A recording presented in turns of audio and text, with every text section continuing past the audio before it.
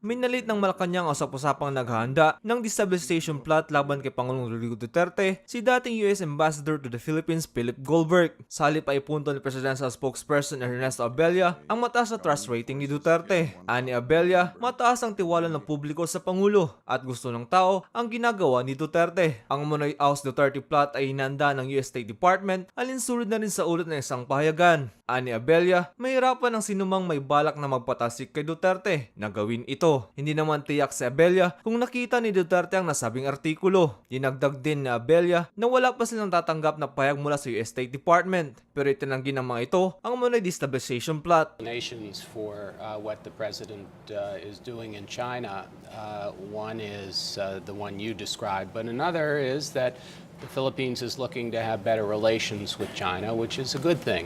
It's something that we encourage. It's something that is good for the region. It's something that is good for the United States. You know, you have to remember, Maria, that the rebalance to Asia, the Obama administration's rebalance, was based on the idea that there's a rise of China, there's a rise of Southeast Asia economically, demographically, and that our future prosperity and our future generally is tied to this region. And that's the essence of the rebalance, but it's very much tied to China's rise as well, and the importance of China to all of us economically and in every other way. And so it's a good thing that the Philippines is having a better relationship with China, if that's how it turns out. But it shouldn't be at the expense of a longtime friend and ally in the United States, and that's what we're trying to maintain.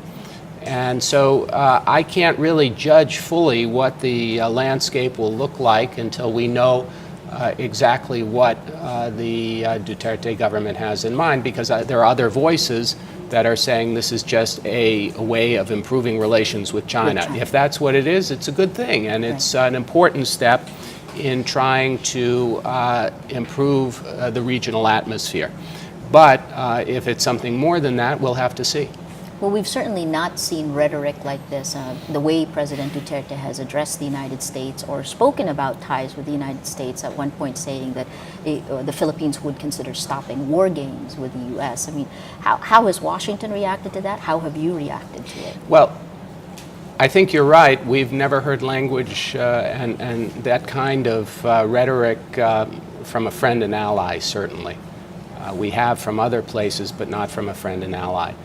So it is something that we've taken note of, and we want to see what exactly the steps that follow will be, if there are any steps. We want to maintain an alliance and a friendship that has existed for 70 years, that's been very important for the Philippines' security, for United States security, for regional security.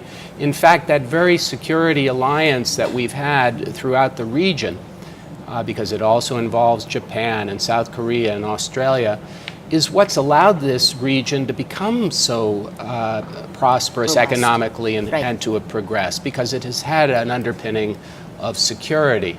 So we have to really figure this out. But you're quite right. The rhetoric that we've heard is something that causes a bit of head scratching and, quite frankly, a bit of concern in Washington, because we don't necessarily think this is something that is consistent with a friend and ally. Well, better relations with China definitely benefits both of our countries, but the problem, of course, is China's own behavior. What we've seen through the past is many countries, including the Philippines and the United States, calling on China to observe the rule of law. It's part of the reason the old administration brought the South China Sea issue to The Hague.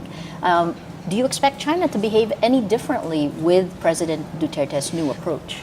I think that what you mentioned, Maria, is very important, which is that the decision by the tribunal under the law of the sea is now international law, and it establishes international law. And we believe it should be observed as such by all the countries involved. We will continue doing what we have done in terms of freedom of navigation, in terms of protecting our interests and the interests of our allies. But what the Philippines does is obviously a sovereign decision of the Philippines. But we very much believe that the decision is to be followed, and all countries, including China and the Philippines, should recognize it as international law at this point.